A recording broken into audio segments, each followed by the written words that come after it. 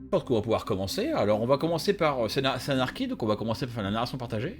Vous allez commencer par faire un premier tour de narration où vous allez décrire vos personnages. Alors, évidemment, pour ceux qui ont fait un pré-tiré, vous allez paraphraser ce qui est dans le bouquin, mais vous allez aussi donner une couche de couleur en plus. Après, je vais encore me taire. Vous allez faire un second tour de narration où vous allez décrire un peu comment mon personnage vit sa relation dans l'équipe par rapport à l'autre. Enfin, genre, voilà. Genre, moi, j'aime bien l'autre, j'aime pas l'autre, etc. Et on fera. Après, on fera une troisième tour de narration où vous allez me dire votre dernier run, mais j'ai quelques paramètres sur votre dernier run, et après, on pourra vraiment commencer à jouer de manière interactive. Alors, je propose qu'on commence par Enkidu, qui est en train de feuilleter le bouquin, donc il est super prêt. On va faire ça par un ordre qui est le mien. On va commencer par Enkidu, Julien et après toi Badass, donc là chacun va pouvoir décrire son personnage. Alors n'oubliez pas de vous décrire un peu physiquement, mais vous décrire aussi sous l'angle de les mecs avec qui je run, ils savent ça sur moi, etc. Vous pouvez aller, vous n'êtes pas obligé de décrire juste un personnage, un stand-up quoi, vous pouvez décrire aussi ce que vos copains entre guillemets savent de vous, ou du moins vos collaborateurs de run. Donc Nox est une jeune naine avec un caractère plutôt bien trempé. Comment dire? Elle aime pas attendre. Elle aime pas que ce soit compliqué. Et si les gens sont pas d'accord avec elle, bah elle leur fout une bonne baigne et puis c'est tout. Voilà, donc c'est une combattante une gladiatrice d'ailleurs, qui va se battre dans les fausses manas pour gagner un peu sa pitance entre deux runs.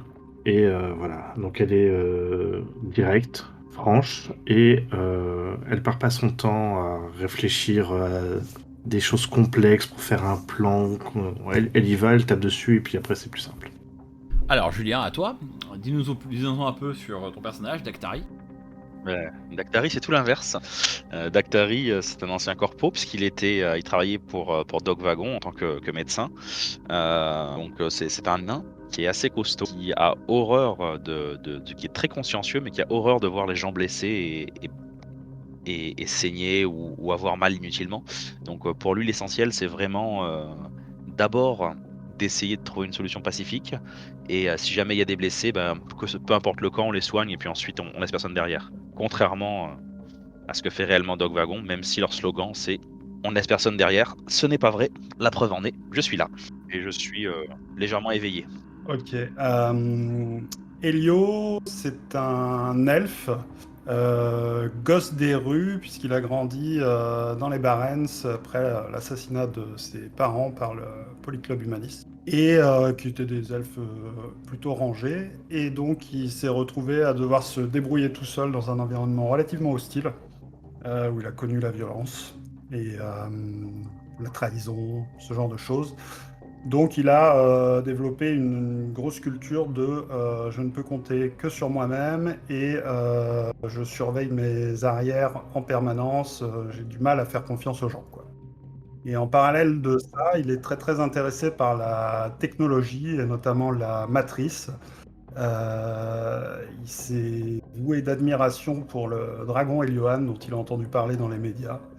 Euh, et du coup, il s'est lui-même, en autodidacte, est devenu hacker et s'est débrouillé pour gagner de l'argent à travers quelques petites missions qui sont devenues des runs. Au fur et à mesure que il a avancé, il s'est aussi un peu cybernétisé, un peu à l'image aussi du dragon, mais toujours de manière à trouver un moyen de pouvoir survivre tout seul. Et aujourd'hui, il a, comme tous les runners, un peu plus d'ambition et il se dit qu'il va peut-être falloir apprendre à travailler un petit peu en équipe s'il veut pouvoir accéder à des plus hautes sphères. Ok, nickel. Alors on va refaire un second tour dans le même ordre. Enkidu, plutôt en l'occurrence Nox, est-ce que tu peux un peu nous décrire, c'est quoi ton... Enfin voilà, vous êtes ensemble depuis quelques temps, vous faites des runs ensemble, alors c'est quoi ton rapport avec Elio et ton rapport avec Daktari? Alors, bien qu'Elio soit un elfe, Nox ne lui en veut pas. Personne n'est parfait. Euh, en fait, Nox également vit dans la rue et vient d'une famille où les gens essaient de se débrouiller comme ils pouvaient. Voilà. Donc là-dessus, elle peut être en empathie de manière très facile, même si Ces trucs de matrice, tout ça, enfin, c'est pratique, mais bon, c'est pas concret, quoi. Voilà. Mais quand il faut y aller, il est là, il sait se défendre, c'est quelque chose de louable. Dactari, c'est plus compliqué. Dactari, il est tout le temps en train de vouloir prendre son temps, réfléchir, faire attention. Il y a un moment, enfin, faut y aller, quoi. On va pas y passer la nuit. Mais bon, il a l'air d'être compétent. C'est un très bon support. Et c'est vrai que des fois, quand ils sont un peu nombreux, que Nox prend quelques coups, c'est pratique d'avoir quelqu'un qui sait penser les blessures. Parfait. Eh bien écoute, à toi, Julien, quel est le rapport de Dactari avec Nox et Elio? Oh, mais moi j'aime bien les gens, j'aime bien tout le monde. Le problème que j'ai, c'est que régulièrement ils sont blessés parce qu'ils réfléchissent peu en fait. Ils ont été éduqués comme ça, donc ils savent pas que la vie est précieuse. Enfin, ou peut-être même qu'ils le savent trop bien, mais ce qui les empêche, ça les empêche pas malgré tout de mettre leur vie en jeu, de mettre leur vie en danger et celle des autres surtout. Bon, y compris la mienne, mais la mienne, moi j'ai signé pour ça, donc c'est moins gênant. Mais c'est vraiment tous les innocents et tout qui vivent dans la rue, ça me gêne beaucoup. Après, bon, j'ai dû les soigner, les rabibocher assez souvent pour qu'un lien se fasse. Je les aime bien au fond, même si j'aime pas leur façon d'être. Ok, donc tu pèses contre eux, mais tu les aimes bien, quoi. Ok, alors Elio, c'est quoi ton rapport avec tes deux partenaires? Elio, en fait, toujours assez méfiant, mais il est assez pragmatique sur le choix des gens avec qui il va travailler. Et en quelque sorte, il fait en sorte d'être entouré par des gens qui vont peut-être avoir les compétences qui lui manquent. Et en l'occurrence, un médecin et un mage de combat, hein, si j'ai bien compris. Ça fait un peu le combo idéal, quoi. Il manquerait peut-être un samouraï des rues pour qu'il se sente totalement en sécurité. Mais lui-même est quand même assez méfiant, notamment euh, envers les gens qui ont l'air d'être méfiants envers lui. Donc je pense à Nox, et puis aussi par son historique du fait que ses parents aient été massacrés lors d'un crime raciste, euh, en apparence. Donc Elio reste assez réservé par rapport aux deux autres, mais il est pas non plus, il va pas non plus les repousser puisqu'il sent bien qu'il a besoin d'eux pour se run. Ok, voilà, c'est bien, on a à peu près, on a planté le décor, c'est bien. Alors oui, comme le soulignait Enkidu, un Nox, c'est une mage de main, hein. C'est une mage avec des poings et des coups de pied, hein. Donc oui, qu'est-ce que je voulais dire? Donc oui, vous avez fait récemment une run. En fait, c'était une opération. C'est vous qui allez me dire de quoi il s'agissait. Vous allez me dire ce qui s'est déroulé exactement. Moi, je vous donne les paramètres généraux. Vous avez fait une opération récemment qui était un peu de longue haleine. Ça vous a pris 1 ou 2 semaines à faire ce truc-là. C'était un peu un gros coup. Ça devait vraiment bien payer. Vous avez mis un peu d'argent pour que ça marche. Et ça n'a pas marché. Enfin, alors peut-être que la run a réussi, mais en tout cas, vous n'avez pas été payé. Il y a un truc qui a foiré, et en plus vous avez fini un peu en mauvais état. Et en fait vous avez fini un peu en mauvais état, et en fait c'était ce matin quand on va commencer à jouer. Vous allez jouer le soir du matin où tout ça c'est fini. Et donc vous allez démarrer l'aventure en ayant un peu chacun un petit pet au casque, ou un truc conséquentiel de cette run qui a foiré que vous allez me dire.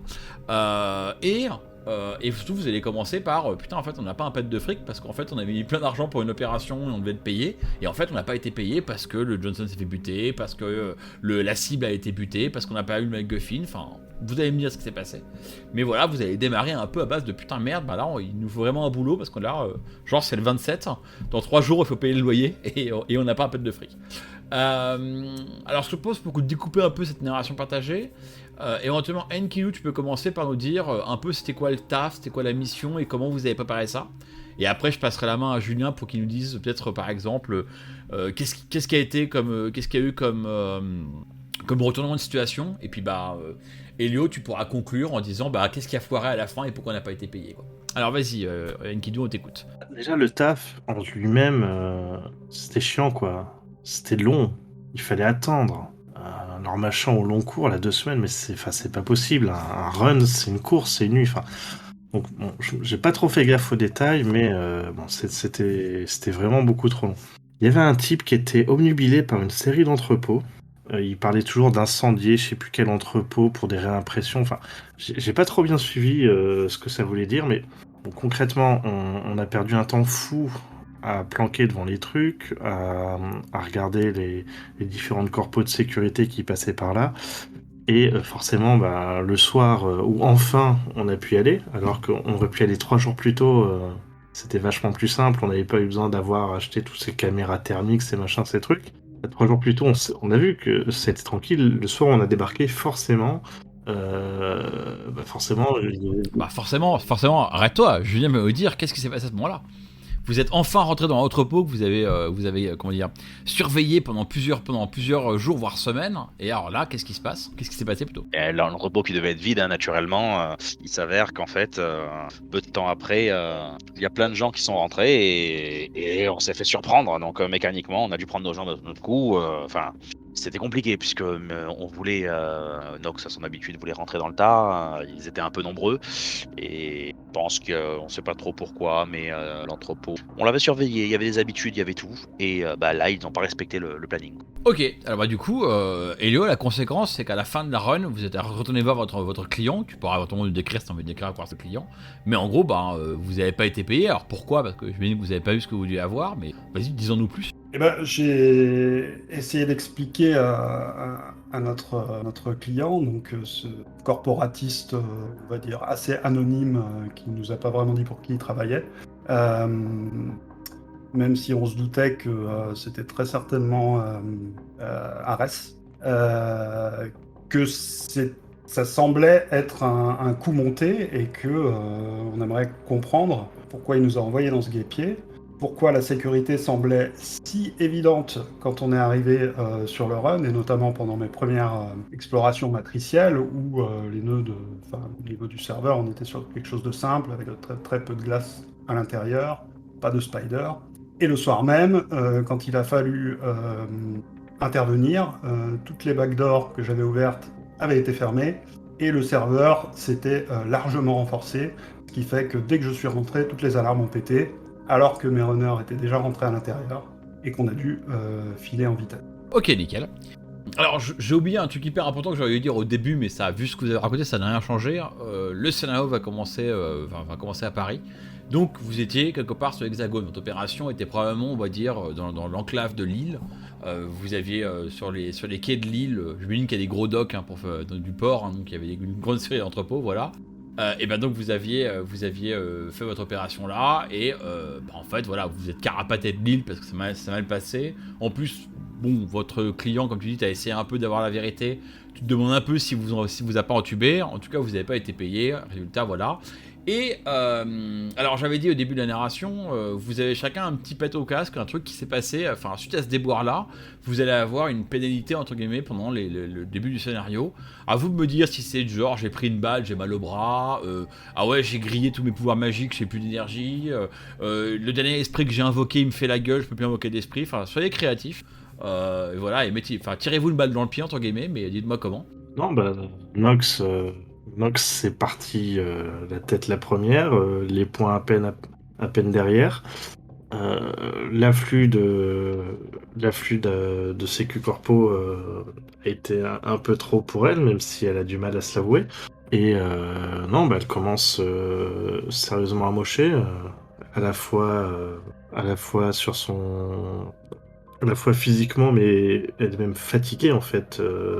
Donc avoir planqué comme ça, avoir fait le rush la nuit, avoir dû fuir face à l'adversité pour ensuite devoir trouver une planque et rester sur le qui-vive au cas où il retombe dessus. Donc en plus, elle a pas dormi depuis le début de l'opération, donc elle ne récupère pas soit sa fatigue ou ses blessures. Ouais. Je propose de dire que Nox a 3 E de blessures détonnissantes, qu'en gros t'as un dé de complication à toute action que tu fais, parce que effectivement t'es sur la corde raide, quoi. T'es fatigué, t'as pas dormi, l'opération s'est finie au matin, vous avez vu le Johnson dans la banlieue de Lille, genre sous le coup de 9h ou 10h, et puis là voilà, le soir arrive et vous avez toujours pas dormi, quoi.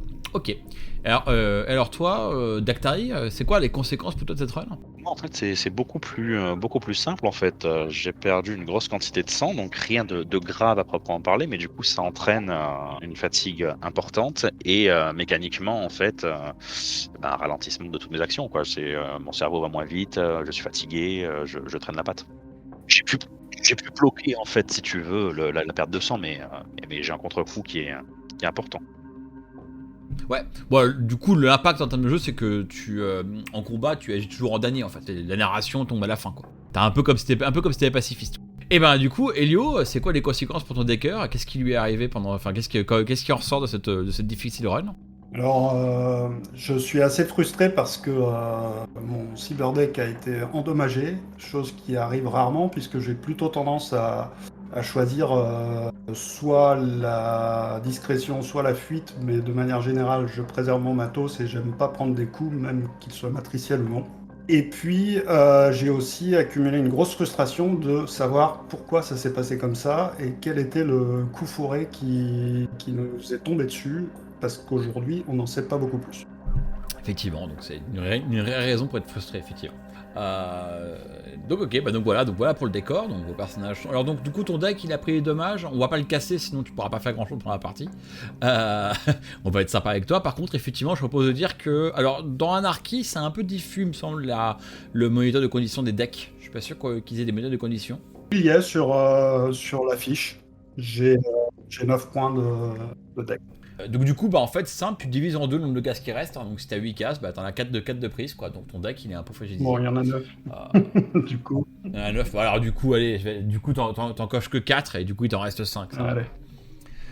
Ça a été relativement sympathique on va dire.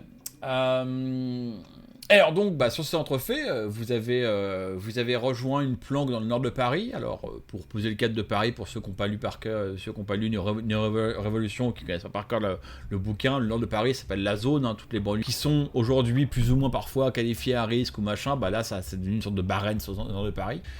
Et donc vous avez une planque là-dedans et vous avez eu un coup de téléphone improbable d'un fixeur en qui vous avez confiance, donc un intermédiaire, un mec qui vous a dit vous tombez bien là, si vous avez fait votre mission, j'ai un client qui a un besoin urgent, faut le rencontrer ce soir là, maintenant, à Paris, dans le 13e. Il vous a fourni des faucines pour rentrer dans Paris. Pour rappel, Paris est très fliqué dans Shadowrun. Donc du coup pour rentrer à Paris il faut disposer de signes bien particuliers qui savent un peu gérer le système d'observation qui s'appelle Marianne, qui regarde tout dans Paris. Donc il vous fait même des faux signes, il vous dit ces faux signes ça va pas vous tenir très longtemps, hein. Il devrait tenir 24 heures avant que Marianne repère que c'est des faux signes, mais au moins ça vous amènera au rendez-vous, vous pouvez faire le rendez-vous avec mon client. Et du coup voilà, et alors en temps normal, vous avez pu commencer à dire peut-être machin, mais vous êtes dans la galère, vous n'avez pas de thunes, etc. Donc oui, vous avez dit oui au client providentiel, vous n'avez pas le choix forcément. Voilà. Et donc du coup, vous arrivez, donc on va faire un fondu enchaîné, vous arrivez en début de soirée, non, au milieu de soirée, il doit durer presque 10 heures quand vous arrivez au moment du rendez-vous. Le rendez-vous est bizarrement un peu tard. C'est dans un restaurant, c'est dans un restaurant chinois du quartier chinois, dans le 13e de Paris. Pour ceux qui ont déjà été dans le 13e à Paris dans la vraie vie, vous avez des belles tours avec un frère Tang et puis des machins. C'est déjà en soi, aujourd'hui c'est déjà un peu Shadowrunesque, hein. Il suffit de mettre un peu plus de chrome et on y est. Donc dans Shadowrun ça n'a pas beaucoup bougé. Et en fait ce qui est assez amusant c'est que quand vous allez dans le quartier il y a forcément beaucoup de restaurants chinois très visibles. On va dire que quand vous arrivez, là c'est pas le premier restaurant chinois qu'on voit, c'est pas le second, faut monter un peu dans la barre, passer sur un truc, rentrer au premier étage. Alors c'est un peu en hauteur, donc c'est une jolie vue sur la place principale, le cœur du quartier chinois. Par contre c'est vraiment pas du tout là où on va rentrer quand on est un touriste moyen, ou du moins quand on est un Pékin moyen qui rentre se balader dans le quartier chinois. Et surtout du coup c'est un peu un restaurant traditionnel chinois, mais aussi on sentait quand même que vous voyez bien que c'est un truc fréquenté par des locaux quoi. C'est-à-dire que quand vous rentrez, vous êtes les seuls à ne pas être d'origine asiatique. Et surtout quand vous rentrez, le restaurant, ils sont pas très bons, hein. Ça sent bien la friture, le riz grillé, et puis là c'est enfumé. Le restaurant est pas aux normes, il n'y a pas d'aération. Et surtout, il est, sans dire qu'il est sordide, c'est exagéré, mais il a un côté familial, quoi. Tout est pas nickel, tout est pas bien propre. c'est pas vraiment, encore une fois, le genre d'endroit où vous iriez, enfin, où vous conseillerez d'aller si vous allez dans le quartier chinois, sauf si vous êtes des potes de la famille du mec qui tient un restaurant. Et alors que vous rentrez, vous réalisez aussi que le restaurant est probablement sur le point de fermer.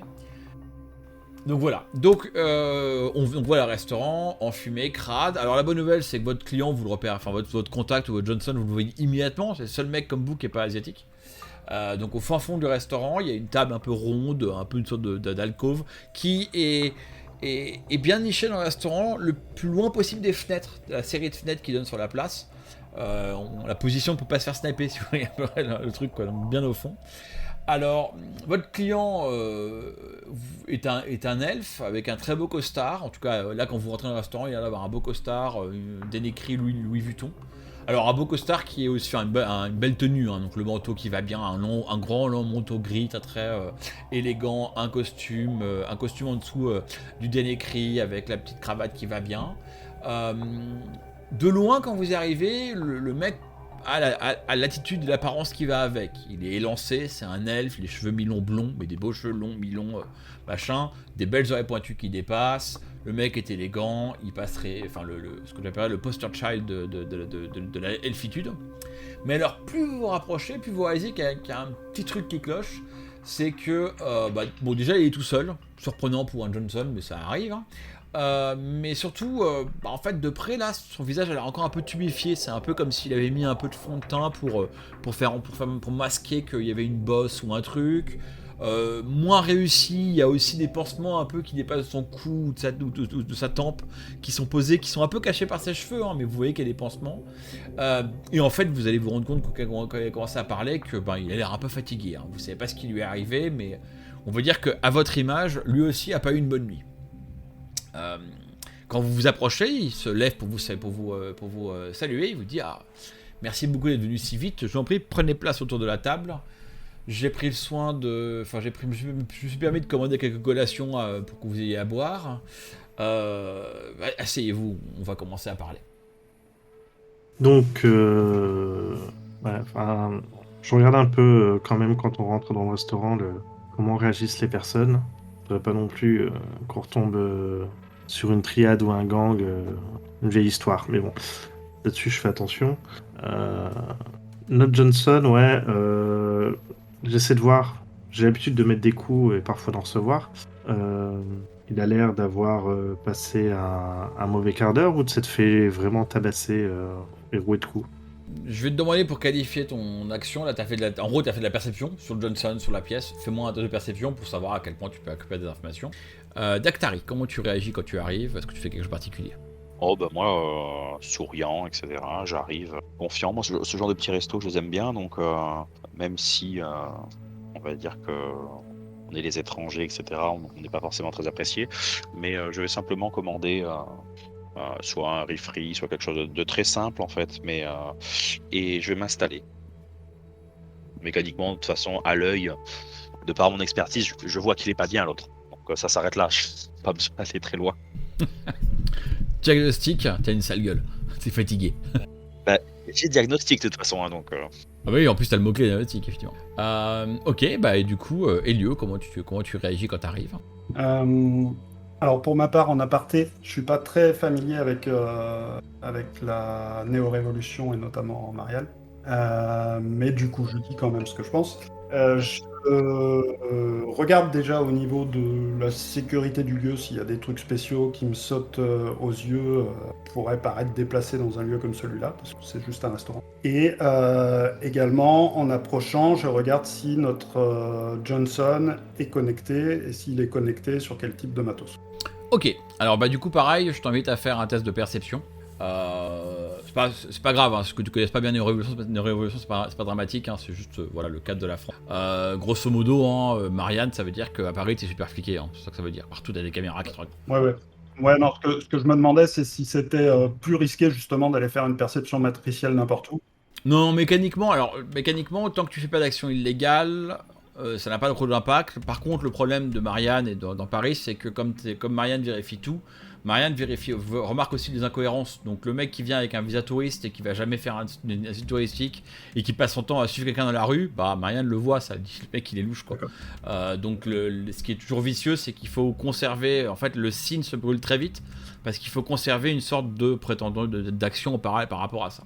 L'idée en méta-jeu, c'est de donner un peu de couleurs différentes à Paris et de pousser un peu les joueurs à se développer des super couvertures pour être discret en étant super visible. D'accord. Donc avoir la posture qui est écrit sur ton signe, quoi. S'il y a écrit touriste, il faut pas hésiter à faire les vitrines, à dépenser des sous, à ce genre de choses-là. Voilà, exactement. Alors par exemple, dans les playtests de Neo Revolution, j'avais une équipe qui avait monté une fausse corporation de mode.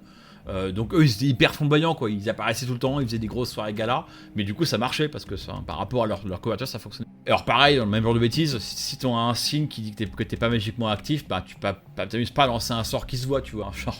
Ouais, ça roule. Alors du coup, toi je te propose de faire un test de perception matricielle, ou de hacking en fait, non c'est mieux hacking. Alors en fait sur la fiche, il y a un bouton pour la perception matricielle qui est logique plus logique, mais en fait, on avait établi, je crois, je lui ai donné ça l'autre jour, en fait c'est électronique la perception matricielle. Pour éviter de tout mettre sous hacking en fait. Donc en fait c'est, entre autres quoi.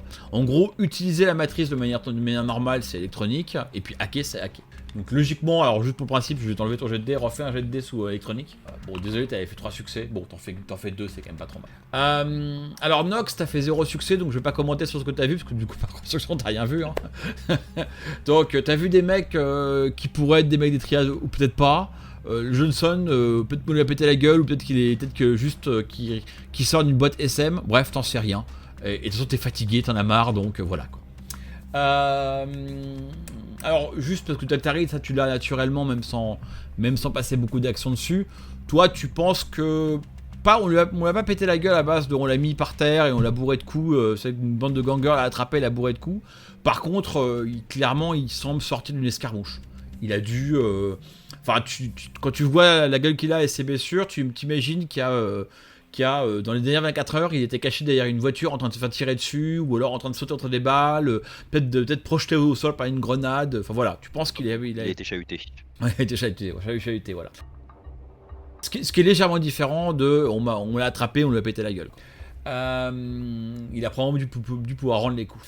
Et toi, Elio, tu fais un rapide balayage dans la matrice. Alors effectivement, hein, tu repères bien que autour de toi, tous les appareils sont très poliment reliés au système Marianne, de manière à transférer leur flux de données au système Marianne, et que donc Marianne regarde, et tu peux même remarquer dans la matrice qu'il y a des agents de Marianne qui viennent récupérer les flux de données et qui repartent, etc. Au loin au-dessus de la tour, tu vois les icônes des drones, des drones noirs de surveillance de Paris qui sont déployés par NeoPD. Donc tu as des beaux drones qui viennent toujours surveiller ce qui se passe. Bon, ça c'est encore une fois c'est business as usual à Paris. Par contre, tu commences à regarder un peu le Johnson. Alors il a un comlink qui est de bonne qualité, qui est comment dire, genre dans Shadowrun 5, ça serait genre un comlink niveau 5 ou 6 quoi. Là, il a mis les moyens. Par contre, tu réalises très vite en regardant l'icône du comlink que c'est pas ce qu'on appelle un power user. C'est-à-dire que bon, déjà, le comlink est un peu marqué, il y a encore l'icône par défaut du comlink, hein, il n'a pas configuré son icône. En fait, quand tu regardes les trucs qui sont accessibles, tu vois qu'il n'a pas fait le travail de base de je publie rien, je sors pas la musique que j'écoute, je montre pas les fichiers, enfin, tu sais, genre, je montre pas les sites sur lesquels je vais, je diffuse pas mon flux P2, enfin, un P2, etc. Il l'a pas fait. Alors, le flux P2, il y en a pas. La musique qu'il a jouée, c'est la sonnerie téléphonique par défaut qu'il a jamais activée. Alors, il s'en est servi quand même. Hein. Tu sens qu'il y a des trucs qu'il a fait dessus avec. Hein. C'est pas un mec qui sait pas de son comlink, mais alors c'est clairement pas un gros power user. Et alors, comme c'est anarchie, on va faire vite. Tu vas forcément aller essayer de glisser aux deux marques, à regarder un peu. Tu vas vite récupérer aux deux marques sur le comlink et tu vas réaliser que, ouais, c'est son comlink, il est connecté à son SIN. Il est attaché à une grille corporatiste, hein, donc en l'occurrence la grille de Wuxing, une des 10 méga corporations, mais à part ça il n'y a pas grand chose dessus. Si ce n'est son nom, puisque tu as accès à son signe, mais comme il va vous le dire, je ne vais pas te le révéler maintenant. Et donc avec un effet de transition incroyable, on se croira à Hollywood, la caméra dézoome, tombe sur lui qui dit bonjour. Donc bonjour, asseyez-vous, je me présente, je suis Louis Bellaran. Il fait signer la main. Hein. Alors, pour une petite blague, hein, malgré son nom, c'est pas moi qui ai créé le PNJ. C'est un américain qui m'a piqué mon surnom et qui en a fait un PNJ, donc dont je me resserre. Il s'appellerait pas Louis. Ça s'appellerait pas Louis, ça, merci, ouais. Ça, c'est... Il est américain, donc il a fait l'effort de trouver un prénom français, il m'a dit Louis, j'ai dit bon, vas-y, mets Louis. Alors donc il se dit voilà, Louis Bellaran, bonjour, enchanté, puis donc il vous assoit, il fait je vous remercie d'avoir répondu si vite à mon appel à l'aide, à mon appel pour une mission. La mission est extrêmement urgente et c'est pour ça que je suis content que vous répondiez aussi vite. Je vais faire bref, il s'agit d'une opération de rescousse, ou plutôt un sauvetage pour parler correctement. Nous avions préparé une mission qui a dû être, disons, avortée à la dernière minute. Et il faut donc que je viens donc vous recruter pour que vous preniez la place de l'équipe prévue et que vous meniez cette opération de sauvetage qui sera quelque peu particulière puisque les cibles que vous devez aller secourir sont dans un métaplan, dit-il. Là, il s'arrête pour vous laisser éventuellement commenter et puis il prend son verre, il boit un peu pour vous laisser la parole. Un métaplan. Je ne suis pas très familier avec les métaplans. Enkidu, Dactari, peut-être que vous pouvez m'en dire plus. Je me retourne vers Dactari, vers interrogateur. Pas plus, hein. En aparté, Dactari, t'es un adepte, c'est ça?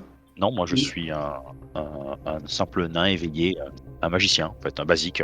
Un magicien. Oui, non, c'est Nox qui est adepte. Qui est l'adepte physique.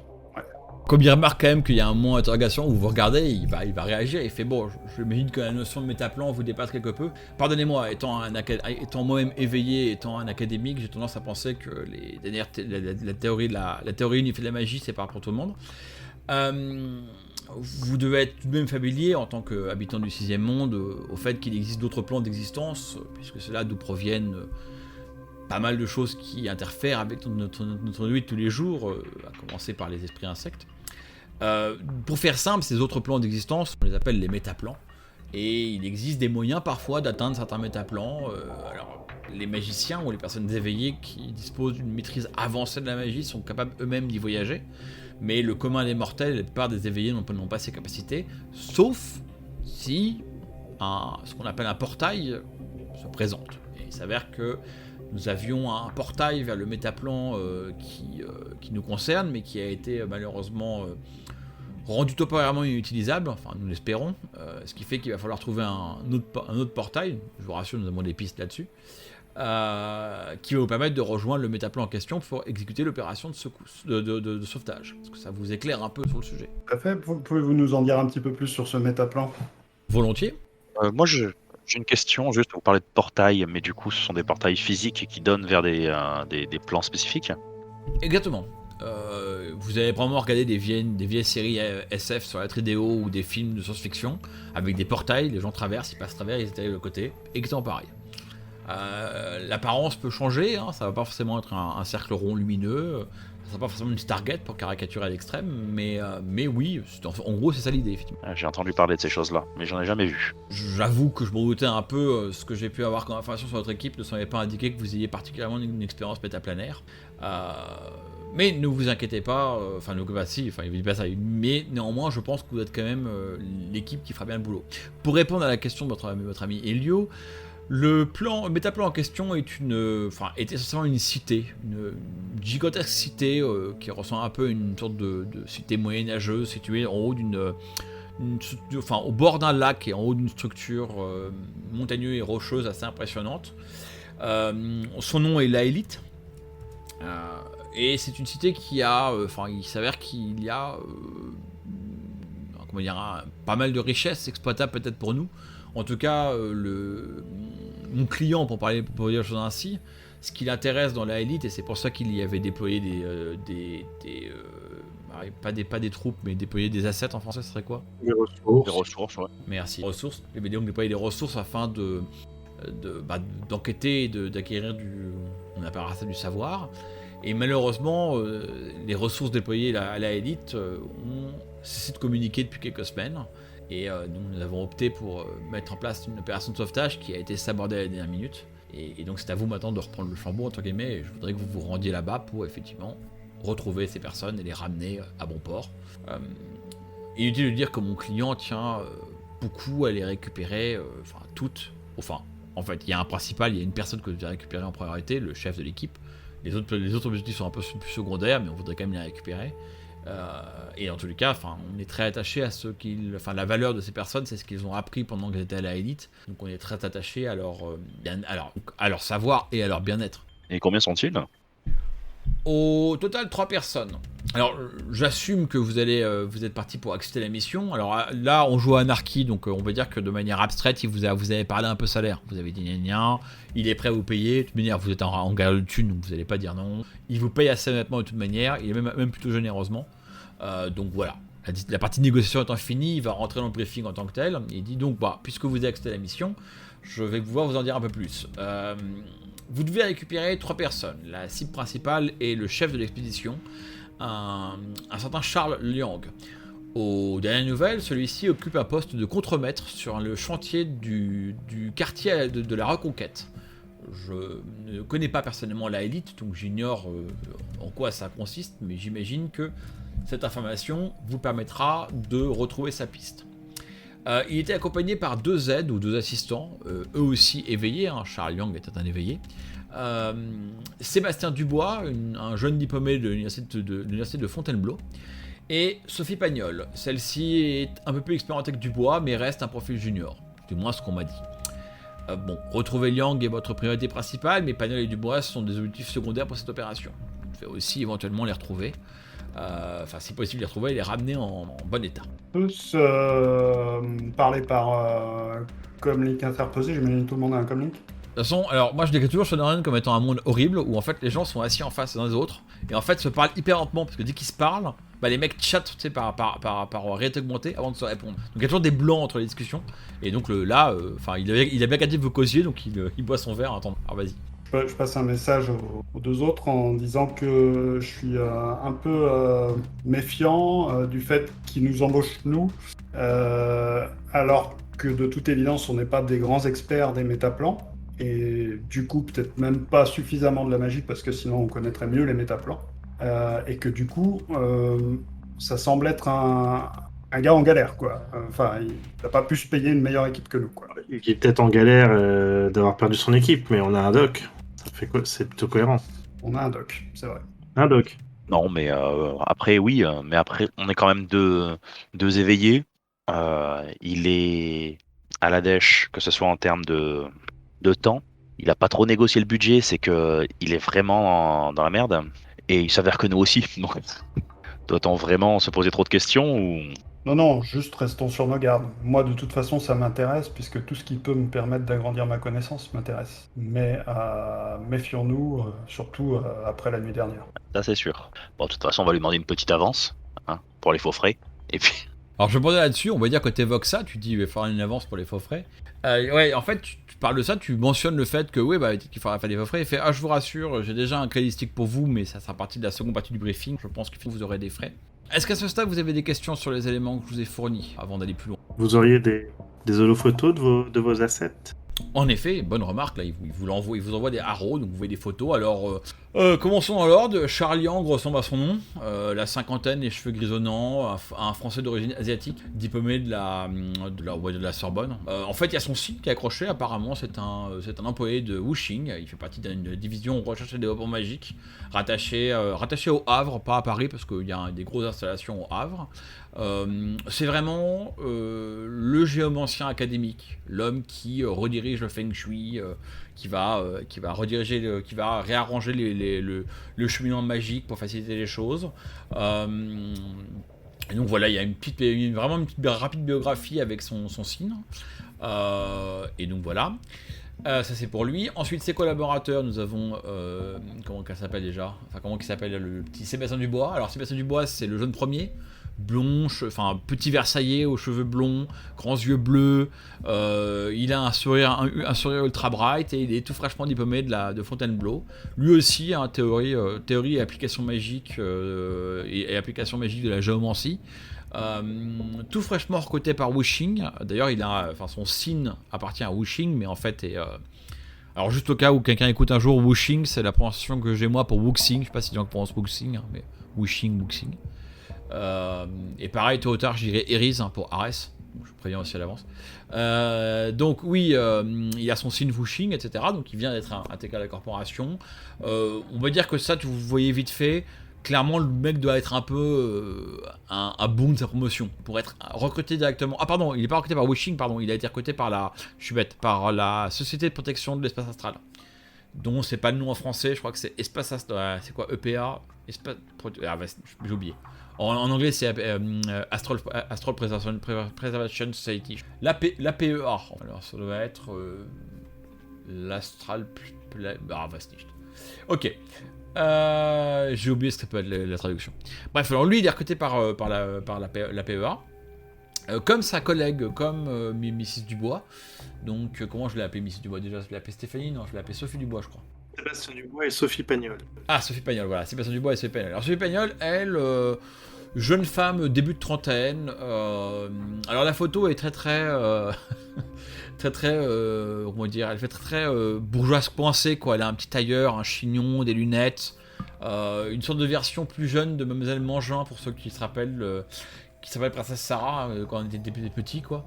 Donc voilà, elle respire pas l'épanouissement, quoi. On sent bien la travailleuse, la personne qui sait pas qui s'est dans sa carrière. D'ailleurs son signe, hein, comme les autres, indique qu'elle est célibataire. Enfin non, Liang il a une famille, mais les données sont pas indiquées dessus. Mais apparemment sa famille a elle aussi une citoyenneté Wuxing. Et donc elle, pareil, c'est un peu le Dubois d'il y a 5 ans. Que voilà, il y a 5 ans, elle devait être tout aussi coincée, mais première de promotion à l'université de Fontainebleau. Elle, c'est la seconde promotion. Et donc, en fait, grosso modo, alors on va imaginer qu'il y a des grades, enfin, il y a probablement des classifications et des grades chez la EPAE. Et en fait, grosso modo, lui c'était la piétaille, et puis elle c'était piétaille plus 1, quoi, enfin, lieutenant, quoi. C'est pas alors. Elle n'est pas vestibulaire, hein, ça pourrait être, enfin, assumant qu'elle décroche les cheveux et qu'elle se met un peu en valeur, ça doit être une jolie femme, mais on sent vraiment quelqu'un d'assez, enfin, les photos que vous avez montrent quelqu'un d'assez coincé, en fait. Son CV est essentiellement fait de nombreuses parutions dans des dates de presse académique. Voilà, ça sort du document sur plein de trucs. Alors elle aussi, elle est moins attachée à la géomancie que Dubois, mais il y a quand même un aspect très géomantique. Elle est très dans la redirection des lignes de lait, l'impact de l'organisation de l'espace sur la magie. D'ailleurs, vous remarquez, dans l'autre document, il y a un truc qui fait complètement ahurissant. Elle a fait, mais c'est un peu caché dans un coin de son CV, elle a écrit un truc genre, c'est l'impact de l'organisation spatiale d'un lieu à activité libertine sur l'astral. Donc, genre, vous l'imaginez pas très bien aller dans le club échangiste et se dire, ah, c'est bien, ils ont mis les lits en hauteur, ça crée du feng shui. Mais apparemment, elle a pondu un pied là-dessus. Donc voilà le personnage, Sophie Pagnol, femme apparemment coincée, qui travaille beaucoup dans l'académie de la magie et qui a autant disparu que son collègue. Voilà. Donc ça c'est les informations qu'ils vous donnent sur eux. Donc voilà ce que nous avons à disposition. Nos dossiers ne sont pas complets, hein, évidemment, mais voilà, ça devrait vous aider. Vous avez des photos récentes. Alors évidemment, quand vous aurez atteint la élite, leur apparence aura légèrement changé, mais les traits de visage devraient rester les mêmes. Ah, dit-il, ça me rappelle un point important, puisque vous avez peu d'expérience en domaine de voyage planaire. Sachez que certains plans, et la élite en font partie, ont la tendance à affecter les voyageurs qui transitent physiquement. Ce qui veut dire que quand vous arriverez sur le métaplan, vous y serez, l'expression retenue par à terme de vulgarisation, on parle de adaptation planaire. Vous serez, votre apparence physique sera ajustée pour correspondre plus ou moins, on va dire, à l'ambiance générale. Donc comme la Lite est une ville plutôt médiévale, vous allez vous retrouver avec un look légèrement moins moderne. En soi, ne vous inquiétez pas, ce changement ne change pas réellement vos capacités d'agir dans. Nos capacités du coup seront intactes. Voilà, elles seront intactes. Vous aurez les équivalents logiques pour cet environnement. Très bien.